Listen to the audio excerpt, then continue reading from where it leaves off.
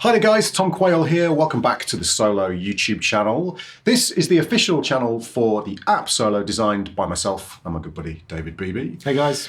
And on this channel we upload regular weekly content to help you get the most from the app. So if you are new here to the Solo YouTube channel, make sure you hit the like and subscribe buttons below, and of course the bell notification icon to make sure you never miss any more of our content again. And of course, if you've never heard of Solo before and you're just checking this out for the first time, or you want to get the app for yourself, you can click the links in the description below and that will take you to the Google Play Store or the iOS App Store, and you can check out and buy the app for yourself. So in this week's video, we're going to talk a little bit about why there is no time pressure in solo. Why do we not take anything like rhythm or bars or beats or form into account when we're working through the exercises?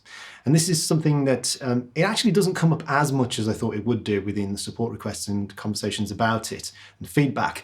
However, it is a really good thing for us to stress and repeat because it has a bearing on how you practice and how you actually approach the exercises to give yourself the strongest chance of getting the most out of it and actually improving with this focused aspect of fretboard visualization, which is ultimately what Solo is trying to train, your fretboard visualization.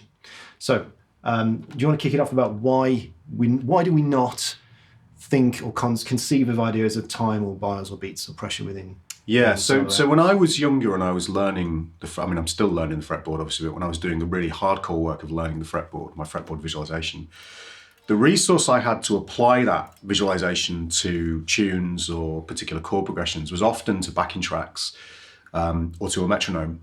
And what I would find is, because I was being forced to play to this metronomic click or to the backing track, I couldn't take the time required by my brain to actually learn where everything I needed to play was on the fretboard in a really coherent and manipulable way.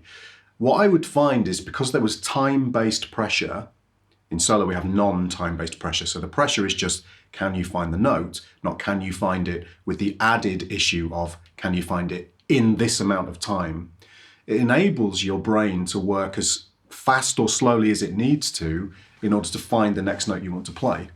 But on top of that, what I would find is that when I was practicing, I'm sure you had the same experience, when I was practicing with backing tracks, let's say I was going to try and visualize over the tune very early. And when I say visualize, I literally mean finding where these notes and intervallic functions and chord note tones were on the guitar, outside of trying to worry about, am I playing a good solo here? Just where is the harmonic information? Let's say I was playing the tune very early by Bill Evans and the chord changes were going by like,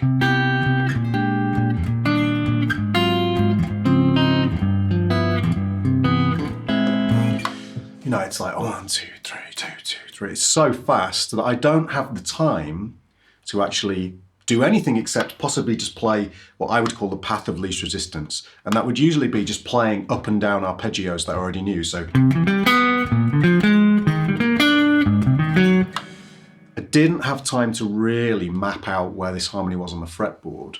So what I discovered was the only way I could do that, because I didn't have solo, because we hadn't invented it, which sounds very grand, we hadn't invented it at the time, is I would sit with no point of time reference at all and very, very slowly, with no backing track, no metronome, nothing, just sit and try and find things on the fretboard, visualize the fretboard. The great thing about solo, of course, is it catalogues all of this practice for you, but I just had to try and catalogue it myself and work through that tune, playing roots and thirds, roots and fifths, roots and sevenths, thirds and sevenths, fifths and sevenths, so on and so forth, working through the different permutations of that outside of a frame of reference of time, because time-based pressure is really hard to practice to. Absolutely, and I had a very similar experience. I was learning to do this stuff, although we were at music college at the similar time, I didn't really learn to do this until much later. So I was cutting my teeth on this when the app iReal Pro came out. And had a somewhat similar experience though, because as great as that is, it's still always, and the speed and ease of use of just turning it on and, you know, you're ready to go, as opposed to firing up the Abersold or, you know, the Real Book or whatever, or recording your own backing track. So on the one hand, the iReal was a great step forward in I could just turn the iPad on instantly and just go practicing. You still have that element of it's forcing you on. And that can be a great thing if you're at the stage where you have catalogued good fretboard knowledge, you have catalogued good chord scale theory, and you can make your way through at a slow tempo, whatever it might be. But if you haven't, as Tom says, you can just end up regurgitating the same kind of brute force large patterns or chunks of vocabulary. Now that's important too. Absolutely. Vocabulary is important, but it's harder to manipulate. I think we've talked about this many times on the podcast we do, about the idea of vocabulary and how you manipulate it. And from the concept of how Tom and I both think and improvise, the smallest chunks of information, these intervallic functions about how these fall and map out onto the fretboard, is the smoothest and efficient way to actually outline the harmony. So this is a slightly separate thing to vocabulary, which is also important, as we say. But yeah, if you can do that out of time, if you do it slowly, it's a great benefit. And so having something ticking away, a metronome, or whether it was the Abazol backing tracks, or whether it was iReal Pro, Band in a Box, whatever it might be, you can think you're actually working on a skill and not be. So it is an important skill, but you can be. You know what I mean? It's that kind of missing the point of what you should be training from the visualization standpoint. I think something that both of us have found, and from speaking to other musicians, not just guitar players, but musicians generally, but especially guitar players, is that in order to get good at a particular skill within music, and you need a wide variety of skills, but to get good at one particular skill, you have to remove as many of the other elements that might kind of cloud the waters, if you like. Yeah. So when you're visualizing the fretboard, if that's what you're working on, you don't want to be working on your rhythmic awareness at the same time. Of course you can, but and later down the line, you're forced into a situation where if you want to play well over a tune that has a particular harmonic and rhythmic setup, of course you have to be able to stay in time. You have to know where you are within the form, so on and so forth.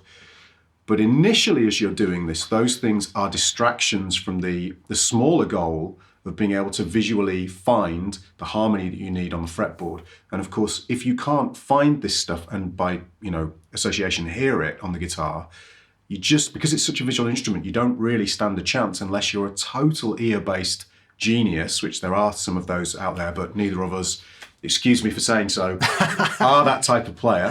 I feel, that we're okay with that. Most people are not that kind of player. They need the ability to know where stuff is on the guitar and then learn what it sounds like. Having the distractions of worrying about phrasing, worrying about technique, worrying about time feel, all of those extra things is a problem because it just becomes overwhelming. And that's why people fall off the wagon as they're going through some of this stuff, because to try and do this fretboard visualization, or, it's like trying to work on your time feel and concentrate on that, whilst also trying to worry about, oh my God, where are all the notes to play Giant Steps or Very Early or Autumn Leaves even. You can't work on your time feel unless you're confident with what you're playing. So these things are all part of the same, different slices of the same cake basically, but you can work on them individually. And that's what solo is designed to do. It's laser focused, which is the term we use, on the finding of notes, intervallic functions on the guitar, outside of the context of rhythm, okay? Outside of the context of time, bars and beats, where am I in the harmonic structure, so on and so forth. And in that way, you can take as long as you need to find the next note that you need to play. And of course, by extension, if you do that, because the guitar, quite uniquely, fretted stringed instruments allow you to play the same note in multiple places, unlike a piano, finding the third of a D major chord is not as straightforward as just saying, well, of course, it's this note here, it's F sharp. It's not as straightforward as that, because is it this root and this third, or is it this root and this third, or is it this root and this third, or is it this root and this third? Of course, you've got different octaves on the piano, but they don't look different visually on the instrument, whereas on guitar they do. So you need to spend lots of time working through all the different variations of where you can play all of these notes. And if you've got a backing track, so on and so forth, ripping by, or a metronome, even slower, if you've got 1, 2, 3, 4, the chord's gone by before you've had chance to actually really spend the time to think hard about where these notes are and find all the different variations, map them out properly so that you can then manipulate them in real time later down the line with a rhythmic framework. And that goes for any vocabulary that you do learn as well, because it's this idea of being able to manipulate it that I think is the missing link in many people's journey. I know it was for mine, when I was trying to do the listen and transcribe thing and just not really either understanding it or being able to then, having learned a bunch of vocabulary, be able to actually manipulate it and change it. So it doesn't matter whether you are a vocabulary player or not. This skill, what solo is training, is incredibly important because it gives you that sort of power, that in the moment manipulable skill in the moment to be able to then change what you are playing or tweak and edit in ways that enhance what your actual musical output.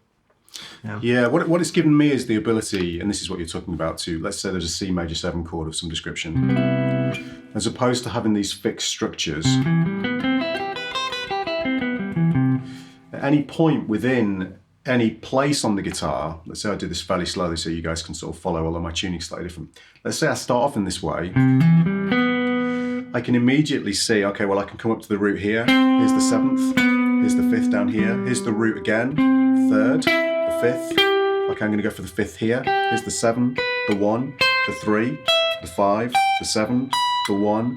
And it doesn't matter where I find myself on the fretboard, I'm not relying on large pieces of information. And the only way to really get this under your fingers is to spend a great deal of time, out of time, just working on this stuff outside of the context of rhythm, and then plugging this information into your rhythmic framework that you've been working on separately. So you can work on time outside of the context of harmony. You can work on just individual elements of time, rhythmic vocabulary, so on and so forth. Solo allows you to develop that fretboard knowledge to the point where you can then plug that information that you can manipulate in real time into your rhythmic framework that you can also manipulate in real time. And then you end up with these different skill sets that you've worked on individually. And solo is great because it enables you to organize that practice time, work on particular intervallic functions over particular sets of chord changes, hone your scale skills, work on scales from the 3rd to the 3rd, the 5th to the 5th, the 7th to the 7th. There's so many different ways that you can utilize solo to catalog and work through your fretboard knowledge and your visualization. And then you can start to apply that to a rhythmic framework later down the line. But it's a great idea to practice away from time, as we've mentioned, for the reasons we've sort of talked about in this video. And there is a good lesson in how we would go about applying time, mapping time onto solo. But it is a much more of an advanced kind of skill, and definitely. Maybe we should do a lesson on that. Yeah, we should, absolutely. So mental note for that, because that would be a good one to do with the two of us. Absolutely. But yeah, I think summarizes as to why do we not have any concept of it within solo. And of course, just to round this off before we finish, we do understand why people would want time. Yeah.